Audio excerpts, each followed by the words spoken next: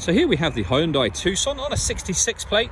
I'm going to start off by showing you around the outside of the car, and then we'll hop in and run through some controls on the inside.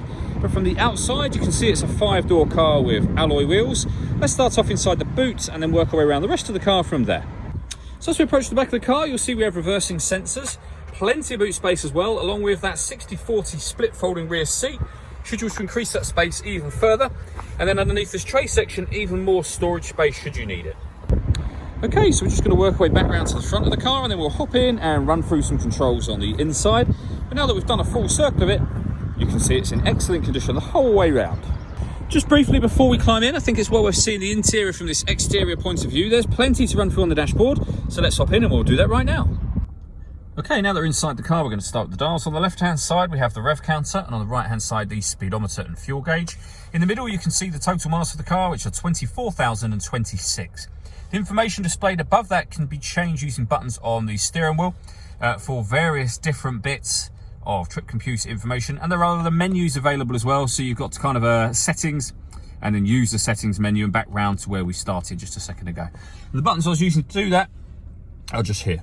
Over on the left hand side, we have stereo and phone controls. The phone controls can only be used after such time as you paired the phone up, and that is done over on the stereo screen in the center here. Hit the phone button and then use the numbers that correspond with what it is you want to do. So add new or cancel. We're going to cancel at this point in time.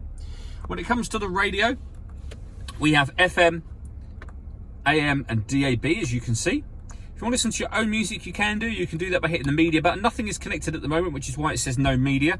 You can connect up an auxiliary device and a USB device. So overall, plenty of ways to listen to your music in this car.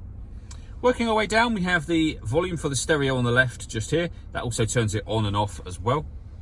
And below that, we have the air conditioning. So fan speed is adjustable there. The direction of the air just here. Temperature. And then hit that button to turn the air conditioning, in this case, off or back on again. So when the blue light's on, that's when the air conditioning is turned on. You can bring in fresh air from outside the car or recirculate the air that's in the car. That's a great way of heating it up or cooling it down quickly, depending on the temperature you set on this dial.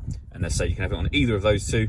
We have a rear heated screen. That one sends the air conditioning to the front screen of the car. We have two 12-volt charging sockets, as well as an auxiliary and USB input. A 6-speed manual gearbox. And then these two buttons just here. So firstly, this one turns off the stop and start.